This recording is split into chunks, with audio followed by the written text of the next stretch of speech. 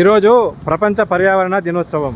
అంటే ఇప్పుడు వెనకడ మనకు జనాభా తక్కువ ఉండి చెట్లు ఎక్కువగా ఉండేది. ఆ చెట్లు ఎక్కువగా ఉండటం వల్ల మనకు వర్షాలు బాగా పడేది, భూమి సారవంతంగా ఉండేది, పంటలు పండేది, అన్నీ బాగుండేవి. మా పంటలు తిన్నా కూడా మనం ఆరోగ్యంగా ఉండేది. ఇప్పుడు ఆ పంటలు పోయినాయి. ఇప్పుడు చెట్లు అన్నీ ప్లాట్లని గుట్టలను కూడా కరిగిస్తున్నారు. ఇప్పుడు చెట్లు లేకుండా పోతున్నాయి, అంతరించిపోతున్నాయి. ఈ చెట్లు పోవడంతోనే మనకి ఈ సంవత్సరం ఎండలు లేనంత ఎండలు కొట్టినాయి. 50 డిగ్రీల సెంటీగ్రేడ్లు ఉష్ణోగ్రత. రాబోయే రోజులలో ఈ చెట్లు కనుక మనం లేకపోతే బ్రతకలేము. ఎండలు ఎక్కువైపోతాయి. ఇంకొక 5 సంవత్సరాలు కనుక మనం ఇట్లే మొక్కలు పెట్టకుండా అశ్రద్ధ చేసి ఎవరు ఇష్టం వచ్చినట్టు వాళ్ళు చెట్లు కనుక నరికేసినాం అనుకో, మనకు అప్పుడు 50 డిగ్రీలు దాటిందంటే మనం బయటికి వెళ్ళలేం. మన చర్మం ఎర్రగా అయిపోతుంది, బొబ్బలు ఎక్కుతాయి, దురద వచ్చే అవకాశం ఉంటుంది.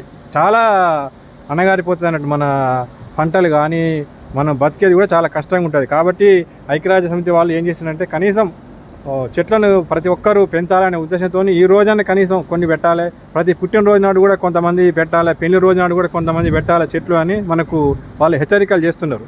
కాబట్టి ఈరోజు అందరూ మనం ప్రతి ఒక్కరూ ఒక్కొక్క చెట్లను కనీసం నాటాలి. ఈరోజు కాదు, ప్రతిరోజు. అసలు ఇంకా మీరు ఏమనుకున్నారు, మీరు ప్రతి ఒక్కరు ఒక రోజు ఒక 5 చెట్లకు నీళ్లు పోసిన తర్వాతనే నేను అన్నం తింటా అని అనుకోవాలి. ఆ విధంగా మీరు చెట్లను పెంచుకుంటేనే మన భవిష్యత్తు, మన మనవలు మనవరాళ్ళు వాళ్ళు సుఖపడతారు.